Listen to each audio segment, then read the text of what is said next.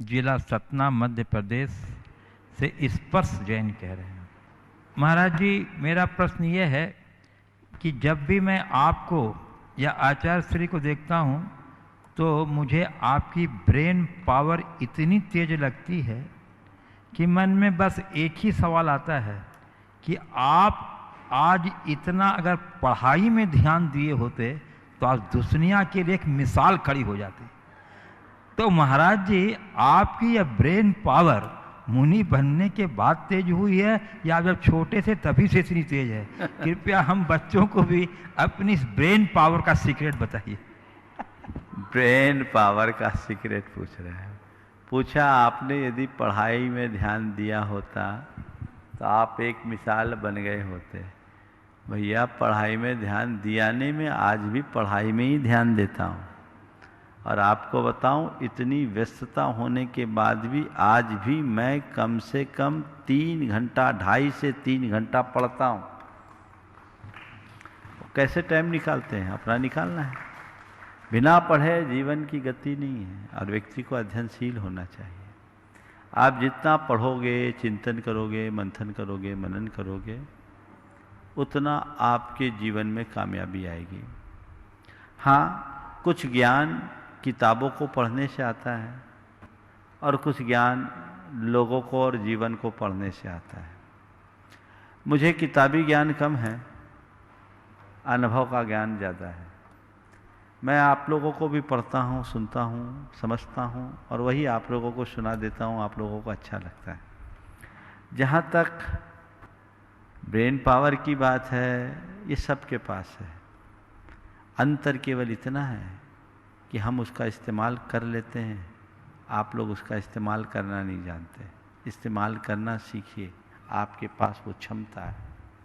आपने अपने दिल दिमाग में बिठा रखा है कि मेरे से बनेगा नहीं। बनेगा क्यों नहीं? सब हम कर सकते हैं। लगन रखिए, मेहनत कीजिए। मैं जब विद्यार्थी जीवन में था, एवरेज था और ठीक ठाक था, लेकिन साधु जीवन अंगीकार करने के बाद मैंने ये महसूस किया, गुरु कृपा और संयम से ज्ञान में, क्षोभशम में बड़ी वृद्धि होती है। पहले मैं जब किसी विषय को पढ़ता था तो मुझे याद करना पड़ता था, 3-4 बार पढ़ना पड़ता था। गुरु शरण में आने के बाद मुझे याद नहीं कि मैंने किसी चीज को याद किया है। मैं आप लोगों से जो बोल रहा हूं ध्यान से सुनो। मुझे याद नहीं कि मैंने किसी चीज को याद किया, प्रारंभिक जो बातें थी उनको छोड़कर। हर विषय को 1-2 बार ढंग से पढ़े, 2 बार पढ़ने के बाद उसका सार मानस में आ जाता है और उसमें जब 1-2 बार और दोहरा दे तो वो स्थायी बन जाता है। आज भी मैं वैसा ही करता हूँ। तो ये क्षमता आपके पास भी है। पढ़ते समय आपकी एकाग्रता कितनी है, ये सबसे महत्व की बात है। आपकी एकाग्रता बनी रहनी चाहिए। आप जितनी एकाग्रता से पढ़ाई करेंगे, आपके लिए उतना अधिक लाभ होगा। हमने हमेशा इसे मेंटेन करके रखा है।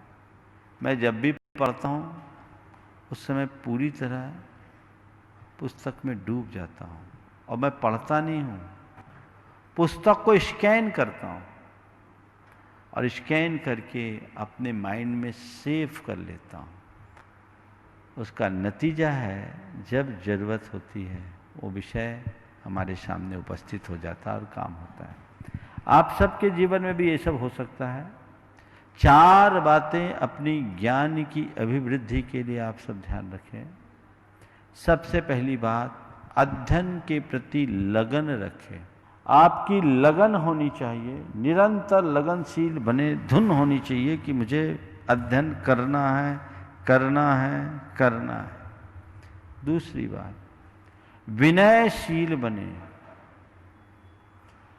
ज्ञानी के प्रति जिनसे ज्ञान पा रहे हैं उनके प्रति आपकी पूर्ण विनय होनी चाहिए, क्योंकि 25% ज्ञान केवल विनय से प्राप्त होता है। तो आप विनयशील बने, लगनशील बने, विनयशील बने। तीसरी बात, अपने ज्ञान की वृद्धि के लिए आप अपनी कषायों को मंद करें। कषाय की मंदता से ज्ञान का क्षोभशम बढ़ता है, मंद करें। और चौथी बात, आप इधर उधर की बातों को अपने दिमाग में एंट्री न दें, मतलब से मतलब रखें। कूड़ा कचरा दिमाग में भरोगे तो वही दिखेगा, काम की बातें डालोगे तो केवल काम की बातें आएंगी। ये बातें यदि आपके जीवन में आए, आपके ज्ञान की बेहतरी को कोई टाल नहीं सकेगा।